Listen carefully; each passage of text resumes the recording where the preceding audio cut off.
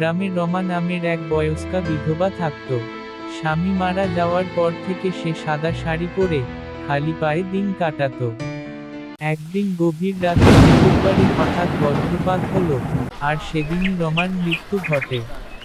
তারপর থেকে গ্রামের লোকজন বলে, চাঁদের আলোয় রাতে পুকুরের ধারে সাদা শাড়ি পরা এক কুৎসিত বুড়িকে দেখা যায়। সে হাসতে হাসতে পথচারীদের ডাকে, এই যে, একটু জল দেবে, একটু সঙ্গ দেবে। হি হি হি হি হি হি হি। অনেকে ভয়ে দৌড়ে পালায়, কিন্তু একবার এক অচেনা পথিক সাহস করে তার সাথে কথা বলল। মেয়েটি মিষ্টি গলায় হাসতে হাসতে কাছে আসতেই দেখা গেল, তার রূপ ভয়ঙ্কর দেখতে অতীব কুৎসিত। তখনই পথিক বুঝল এ শাকচুন্নি, আর প্রাণপণ দৌড়ে গ্রাম ছেড়ে পালিয়ে গেল। লোকজন বলে, আজও অমাবস্যার রাতে সেই পুকুর পাড়ে সাদা শাড়ি পরা শাকচুন্নির কান্নার শব্দ শোনা যায়।